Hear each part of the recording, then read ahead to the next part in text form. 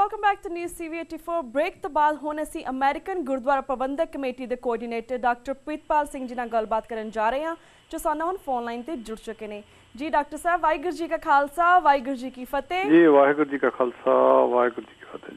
ਜੀ ਡਾਕਟਰ ਸਾਹਿਬ, ਸਭ ਤੋਂ ਪਹਿਲਾਂ ਅਸੀਂ ਇਹੀ ਜਾਣਨਾ ਚਾਹਾਂਗੇ ਜਿਸ ਤਰ੍ਹਾਂ ਜੂਨ 84 ਦੇ ਘੱਲੂਘਾਰੇ ਵਿੱਚ ਇੰਗਲੈਂਡ ਦੀ ਸਰਕਾਰ ਦੀ ਸ਼ਮੂਲੀਅਤ ਸੰਬੰਧੀ 2 ਡਾਕੂਮੈਂਟ ਸਾਹਮਣੇ ਆਏ ਹਨ, ਇਹਨਾਂ ਬਾਰੇ ਤੁਸੀਂ ਕੀ ਕਹਿਣਾ ਚਾਹੋਗੇ? देखो बेसिकली तो एक बहुत ही बड़ी दुखदाई गल है जी, पर जे असीं इहदे सारे पिछोकड़ दे विच निगाह मारीए ते उस वेले ਦੀਆਂ ਜਿਹੜੀਆਂ ਘਟਨਾਵਾਂ हैं उन्होंने ध्यान च लियाईए ਤਾਂ आम ਇਹ सुनने ਵਿੱਚ ਆਇਆ ਸੀ ਕਿ ਜਿਹੜੇ ਰਸ਼ੀਅਨ ਪਾਰਟ ਹੈਗਾ ਇਹਨਾਂ ਨੇ ਹੈਲਪ ਕੀਤੀ ਆ। ਫਿਰ ਇੱਕ ਸਾਡੇ ਵਰਗੀ ਆਜ਼ਾਦੀ ਪਸੰਦ ਇੱਕ ਸੰਸਥਾ ਸੀ ਉਦੋਂ ਯਾਸਰ ਅਰਾਫਾਤ ਜਿਹਦਾ ਮੁਖੀ ਸੀ, ਉਹਨੇ ਬੜੀ ਮਾੜੀ ਗੱਲ ਕੀਤੀ ਕਿ ਉਹਨੇ ਵੀ, ਹਾਲਾਂਕਿ ਹਾਲਾਤ ਉਹਦੇ ਵੀ ਸਾਡੇ ਵਰਗੇ ਸੀ, ਸਭ ਤੋਂ ਪਹਿਲਾਂ ਉਹਨੇ ਜਿਹੜੀ ਇੰਦਰਾ ਗਾਂਧੀ ਦੀ ਹਮਾਇਤ ਕੀਤੀ ਸੀ ਵੀ ਇਹ ਇੱਕ ਬਹੁਤ ਉਹਨੇ ਵਧੀਆ ਕਾਰਵਾਈ ਕੀਤੀ ਆ। ਤੇ ਉਹਨਾਂ ਦਿਨਾਂ 'ਚ ਹੀ ਜਿਹੜਾ ਕਿ ਹੁਣ ਪਤਾ ਲੱਗ ਰਿਹਾ ਕਿ ਮਾਰਗਰੇਟ ਥੈਚਰ ਜਿਹੜੀ ਉਦੋਂ ਪ੍ਰਾਈਮ ਮਿਨਿਸਟਰ ਸੀਗੀ ਇੰਗਲੈਂਡ ਦੀ, ਉਹਨੇ ਵੀ ਹਮਾਇਤ ਕੀਤੀ ਸੀ ਇੱਕ ਲੈਟਰ ਲਿਖ ਕੇ ਵੀ ਹਾਂ ਇਹ ਠੀਕ ਹੈ। ਪਰ ਜਿਹੜੇ ਦਸਤਾਵੇਜ਼ ਹੁਣ ਸਾਹਮਣੇ ਆਏ ਆ ਇਹ ਬਹੁਤ ਹੀ ਇੱਕ ਦੁਖਦਾਈ ਗੱਲ ਹੈ ਸਾਡੇ ਵਾਸਤੇ ਜੀ। ਬਿਲਕੁਲ। ਤੇ ਜੇ ਅਸੀਂ ਫਿਰ ਇੱਕ ਵਾਰੀ ਇਹ ਸਾਰੇ ਪਿਛੋਕੜ ਤੇ ਨਿਗਾਹ ਮਾਰੀਏ, ਜਦੋਂ ਮਹਾਰਾਜਾ ਰਣਜੀਤ ਸਿੰਘ ਦੀ ਇੱਥੋਂ ਜਾਣ ਤੋਂ ਬਾਅਦ, ਚੜ੍ਹਾਈ ਕਰਨ ਤੋਂ ਬਾਅਦ 8-10 ਸਾਲ ਦੀ ਟਰਮੋਇਲ ਰਹੀ ਆ ਤੇ ਫਿਰ ਬ੍ਰਿਟਿਸ਼ ਨੇ ਐਨੈਕਸ ਕੀਤਾ ਤੇ ਉਹਦੇ ਤੋਂ ਬਾਅਦ ਇੱਕ ਲੰਬਾ ਸਮਾਂ 40-50 ਸਾਲ ਇਹਨਾਂ ਨੇ ਸਿੱਖਾਂ ਤੇ ਕਾਫੀ ਤਸ਼ੱਦਦ ਦਾ ਦੌਰ ਜਿਹੜਾ ਸੀਗਾ ਉਹ ਚਲਾਇਆ। ਫਿਰ ਇਸ ਘਟਨਾ ਨੂੰ ਇੱਕਦਮ ਮੋੜ ਮਿਲਿਆ ਜਦੋਂ 1920-21 ਦੇ ਵਿੱਚ ਪੰਜਾ ਸਾਹਿਬ ਦਾ ਸਾਕਾ ਹੋਇਆ ਤੇ ਉਦੋਂ ਸੈਕਟਰੀ ਆਫ ਸਟੇਟ ਨੇ ਇੱਕ ਲੈਟਰ ਲਿਖੀ ਸੀ ਵਾਇਸਰਾਏ ਨੂੰ, the people whose loyalty lies to their religion lies beyond death they should be on our side, something like that, ਇੱਦਾਂ ਦਾ ਕੋਈ ਲੈਟਰ ਸੀ। ਫਿਰ ਇਹਨਾਂ ਨੇ ਥਿੰਕਿੰਗ ਥੋੜ੍ਹੀ ਜਿਹੀ ਚੇਂਜ ਕੀਤੀ ਕਿ ਸਿੱਖਾਂ ਦੀ ਧਰਮ ਪ੍ਰਤੀ ਜਿਹੜੀ ਸ਼ਰਧਾ ਆ, ਆਸਥਾ ਆ, ਉਹ ਬਹੁਤ ਜ਼ਿਆਦਾ। ਫਿਰ ਇਹਨਾਂ ਨੇ ਜ਼ਮੀਨਾਂ ਦੇ ਮੁਰੱਬੇ ਦੇਣੇ ਜਾਂ ਇਸ ਤਰ੍ਹਾਂ ਦੀਆਂ ਹੋਰ ਕਈ ਗੱਲਾਂ ਕੀਤੀਆਂ ਤੇ ਇੱਕ ਸਿਲਸਿਲਾ ਲਗਾਤਾਰ ਚੱਲਦਾ ਰਿਹਾ। ਫਿਰ ਸਿੱਖਾਂ ਦੀ ਜਿਹੜਾ ਪਹਿਲਾ ਯੁੱਧ ਸੀਗਾ ਜਾਂ ਉਸ ਤੋਂ ਬਾਅਦ ਸੈਕੰਡ ਵਰਲਡ ਵਾਰ ਵਿੱਚ ਵੀ ਜਿਹੜੀ ਸਿੱਖਾਂ ਦੀ ਇੱਕ ਸ਼ਮੂਲੀਅਤ ਸੀਗੀ, ਉਹਦੇ ਨਾਲ ਇੱਕ ਸਿਚੁਏਸ਼ਨ ਠੀਕ ਬਣਦੀ ਰਹੀ। ਪਰ ਜਿਸ ਤਰੀਕੇ ਨਾਲ ਇਹਨਾਂ ਨੇ ਇੱਕ ਉਹਨਾਂ ਦੀ ਮਦਦ ਕੀਤੀ ਆ, ਜੋ ਗੱਲਾਂ ਹੁਣ ਤੱਕ ਸਾਹਮਣੇ ਆਈਆਂ, ਤੇ ਹਿੰਦੁਸਤਾਨ ਦੀ ਸਰਕਾਰ ਜਿਹੜੀ ਇੱਕ ਸੋਵਰਨ ਆਪਣੇ ਆਪ ਨੂੰ ਸਰਕਾਰ ਕਹਾਉਂਦੀ ਆ, ਇੱਕ ਹੋਰ ਮੁਲਕ ਦੀ ਫੌਜ ਫਸੋਂ ਆਪਣੇ ਹੀ ਲੋਕਾਂ ਨੂੰ ਮਾਰਨ ਵਾਸਤੇ ਜਿਸ ਤਰੀਕੇ ਨਾਲ ਇਹਨਾਂ ਨੇ ਮਦਦ ਦੀ ਮੰਗ ਕੀਤੀ ਆ ਜਾਂ ਮਦਦ ਲਈ ਆ, ਇਹ ਤਾਂ ਜਿਹੜਾ ਅਸਲੀਅਤ ਤਾਂ ਆਉਣ ਵਾਲੇ ਸਮੇਂ ਦੇ ਵਿੱਚ ਜਿਹੜੇ ਡਾਕੂਮੈਂਟਸ ਜਦੋਂ ਬਾਹਰ ਆਏ ਉਹੀ ਸ਼ੋਅ ਕਰਨਗੇ। ਪਰ ਫਾਰ ਦਾ ਟਾਈਮ ਵੀ ਜਿਸ ਤਰ੍ਹਾਂ ਜਿਹੜੇ ਉੱਥੋਂ ਦੇ ਪ੍ਰਧਾਨ ਮੰਤਰੀ ਹੈਗੇ ਆ, ਉਹਨਾਂ ਨੇ ਇਹਦੀ ਇਨਕੁਆਇਰੀ ਮਾਰ ਕੀਤੀ ਆ ਔਰ ਰਿਪੋਰਟ ਮੰਗੀ ਆ, ਪਰ ਇੱਕ ਨਾਲ ਦੀ ਨਾਲ ਹੀ ਉਹਨਾਂ ਨੇ ਇੱਕ ਬਿਆਨ ਬਿਨਾਂ ਇਨਕੁਆਇਰੀ ਤੋਂ ਹੀ ਨਾਲ ਦੀ ਨਾਲ ਹੀ ਅਗਲੇ ਦਿਨ ਦੇ ਦਿੱਤਾ ਵੀ ਸਾਨੂੰ ਕੋਈ, ਸਾਡੇ ਸਾਹਮਣੇ ਕੁਛ ਨਹੀਂ ਹੈਗਾ। ਇਸ ਤੋਂ ਲੱਗਦਾ ਕਿਤੇ ਇਹੋ ਕਵਰ ਅਪ ਵਾਲੇ ਪਾਸੇ ਨਾ ਤੁਰ ਰਹੇ ਹੋਣ। ਪਰ ਈਵਨ ਦੈਨ ਇਹ ਦੇਖਦੇ ਆ ਇਨਕੁਆਇਰੀ ਦੇ ਵਿੱਚੋਂ ਕੀ ਨਿਕਲਦਾ।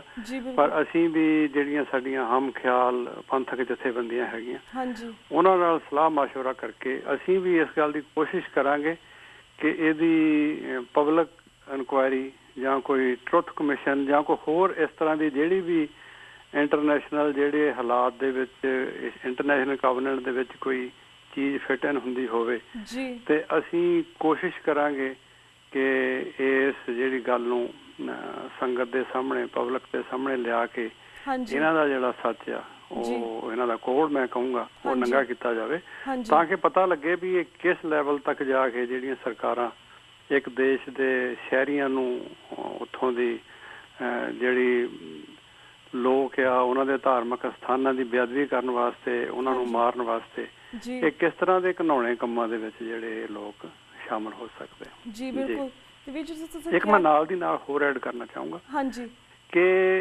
ਜਦੋਂ ਤੋਂ ਹੀ ਇਹ 2 ਦਿਨ ਤੋਂ ਇਹ ਖਬਰਾਂ ਸਾਹਮਣੇ ਆਈਆਂ ਤੇ ਹਿੰਦੁਸਤਾਨ ਦੇ ਵਿੱਚ ਬੜਾ ਬਾਵੇਲਾ ਹੋ ਰਿਹਾ। ਜਿੰਨੀਆਂ ਪੋਲੀਟੀਕਲ ਪਾਰਟੀਆਂ ਉਹ ਸਾਰੀਆਂ ਹੀ ਕਾਂਗਰਸ ਤੋਂ ਬਿਨਾਂ, ਕਿਉਂਕਿ ਕਾਂਗਰਸ ਦਾ ਤੇ ਸ਼ਰੇਆਮ ਇਹ ਮੰਨਿਆ ਜਾਂਦਾ ਨਾ, ਮੰਨਿਆ ਕਿ ਜਾਂਦਾ ਉਦੋਂ ਉਹਨਾਂ ਦੀ ਪ੍ਰਾਈਮ ਮਿਨਿਸਟਰ ਸੀਗੀ ਇੰਦਰਾ ਗਾਂਧੀ ਜੀ ਨੇ ਆਰਡਰ ਕੀਤਾ ਸੀ।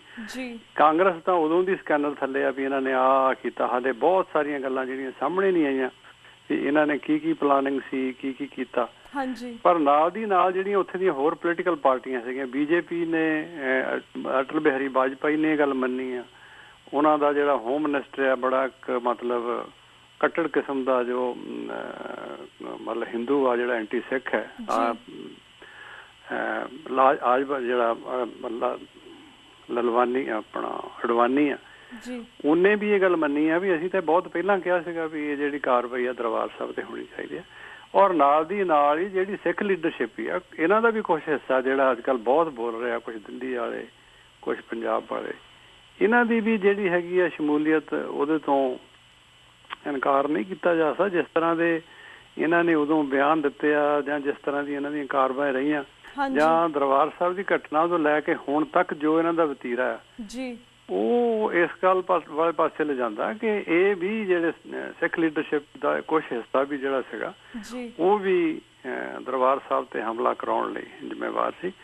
ਤਾਂ ਮੈਂ ਸਮਝਦਾ ਜਿੱਥੇ ਸਾਡੀ ਦਰਬਾਰ ਸਾਹਿਬ ਤੇ ਹਮਲੇ ਦੀ ਜਿਹੜੀ ਹੈਗੀ ਆ 30 ਸਾਲਾ, ਜਿਹੜੀ ਜੂਨ ਦੇ ਵਿੱਚ 30 ਸਾਲ ਹੋ ਜਾਣੇ, ਸਾਰੇ ਸੰਸਾਰ ਦੀਆਂ ਜਿਹੜੀਆਂ ਹਮਖਿਆਲੀ ਸਿੱਖ ਜਥੇਬੰਦੀਆਂ ਹੈਗੀਆਂ, ਉਹਨਾਂ ਨੂੰ ਰਲ ਕੇ ਇਹਦਾ ਸਾਰੇ ਦਾ ਲੇਖਾ ਜੋਖਾ ਕਰਨਾ ਚਾਹੀਦਾ ਵੀ ਇਹਦੇ ਵਿੱਚ ਕੌਣ ਕੌਣ ਇਨਵੋਲਵ ਸੀ, ਕਿਸ ਤਰ੍ਹਾਂ ਘਟਨਾ ਘਟੀ ਆ, ਔਰ ਕਿਹੜੇ ਕਿਹੜੇ ਮੁਲਕ ਹੋਰ ਇਨਵੋਲਵ ਸੀ। ਹਾਂਜੀ ਬਿਲਕੁਲ।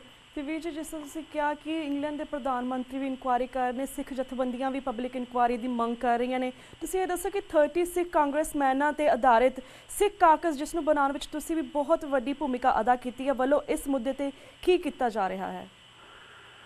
ਦੇਖੋ, ਇਹ ਅਸੀਂ ਜਿਹੜਾ ਸਿੱਖ ਕਾਕਸ ਹੈਗਾ, ਉਹਦੇ ਨਾਲ ਵੀ, ਜਿਸ ਤਰ੍ਹਾਂ ਮੈਂ ਪਹਿਲਾਂ ਹੀ ਕਿਹਾ ਵੀ ਅਸੀਂ ਆਪਣੀਆਂ ਜਿੰਨੀਆਂ ਹਮਖਿਆਲੀ ਜਥੇਬੰਦੀਆਂ ਹੈਗੀਆਂ, ਉਹਨਾਂ ਦੇ ਨਾਲ ਮਿਲ ਕੇ ਇਸ ਗੱਲ ਦਾ ਕਿਸ ਤਰ੍ਹਾਂ ਹੱਲ ਕੱਢਿਆ ਜਾਵੇ, ਉਹਦੇ ਬਾਰੇ ਵਿਚਾਰ ਕਰ ਰਹੇ ਹਾਂ।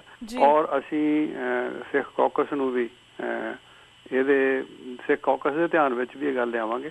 ਔਰ ਅਸੀਂ ਅਮਰੀਕਨ ਗੁਰਦੁਆਰਾ ਪ੍ਰਬੰਧਕ ਕਮੇਟੀ ਵੱਲੋਂ ਗਾਹੇ ਬਗਾਹੇ ਸਾਡੀ ਸਟੇਟ ਡਿਪਾਰਟਮੈਂਟ ਸਾਲ ਦੇ ਵਿੱਚ 1 ਜਾਂ 2 ਵਾਰੀ ਅਸੀਂ ਉਹਨਾਂ ਨੂੰ ਮਿਲਦੇ ਹਾਂ।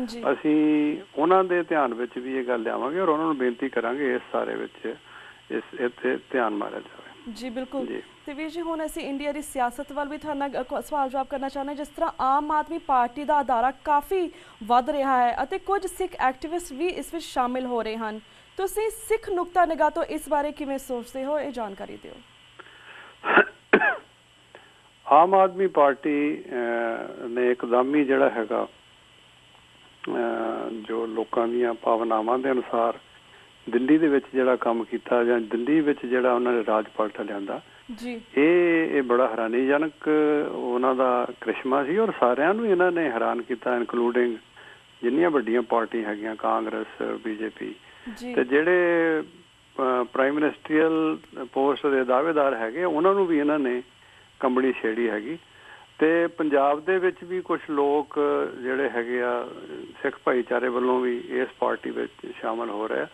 ਪਰ ਜੇ ਤੁਸੀਂ ਦਿੱਲੀ ਦਾ ਜਾਂ ਪੰਜਾਬ ਦਾ ਜਿਹੜਾ ਫੈਬਰਿਕ ਆ ਉਹ ਦੇਖੋ, ਇਹ ਠੀਕ ਹੈ, ਇਹਦੇ ਵਿੱਚ ਲੋਕ ਸ਼ਾਮਲ ਤਾਂ ਹੋ ਰਹੇ ਆ, ਪਰ ਇਹ ਆਉਣ ਵਾਲਾ ਸਮਾਂ ਹੀ ਦੱਸੇਗਾ ਕਿ ਇਹ ਗੱਲ ਕਿੱਧਰ ਨੂੰ ਤੁਰਦੀ ਹੈ। ਕਿਉਂਕਿ ਜਿਹੜਾ ਪੇਂਡੂ ਸਾਡਾ ਤਬਕਾ, ਪੇਂਡੂ ਫੈਬਰਿਕ ਆ ਜਾਂ ਸ਼ਹਿਰੀ ਫੈਬਰਿਕ ਆ, ਉਹਦਾ ਬੜਾ ਡਿਫਰੈਂਸ ਆ ਦਿੱਲੀ ਦੇ ਨਾਲੋਂ। ਤੇ ਇਹ ਆਉਣ ਵਾਲੇ ਸਮੇਂ 'ਚ ਹੀ ਇਹਦਾ ਪਤਾ ਲੱਗੇਗਾ। ਕੁਝ ਲੋਕ ਤਾਂ ਫੈਂਸ ਸਿਟਰ ਹੁੰਦੇ ਆ, ਕਦੀ ਇੱਧਰ ਟਰੈਵਲ ਕਰ ਜਾਂਦੇ, ਕਦੀ ਉੱਧਰ ਟਰੈਵਲ ਕਰ ਜਾਂਦੇ ਆ।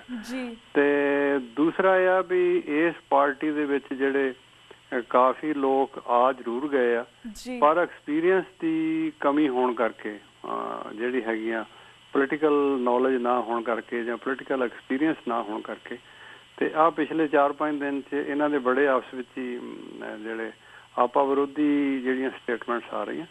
ਸੋ ਇਹ ਆਉਣ ਵਾਲਾ ਸਮਾਂ ਹੀ ਦੱਸੇਗਾ ਕਿ ਕਿਸ ਤਰ੍ਹਾਂ ਇਹ ਕਿਸ ਪਾਸੇ ਨੂੰ ਲੈ ਕੇ ਜਾਂਦੇ ਆ। ਪਰ ਇਹਦੇ ਨਾਲ ਜਿਹੜਾ ਇੱਕ ਖਮੀਰ ਜਿਹੜਾ ਸੀਗਾ, ਇਕੱਲੇ ਪੰਜਾਬ ਦਾ ਨਹੀਂ, ਸਾਰੇ ਮਤਲਬ ਹਿੰਦੁਸਤਾਨ ਦਾ ਹੀ ਖਮੀਰ ਇੱਕਦਮ ਬਦਲਿਆ ਹੈਗਾ।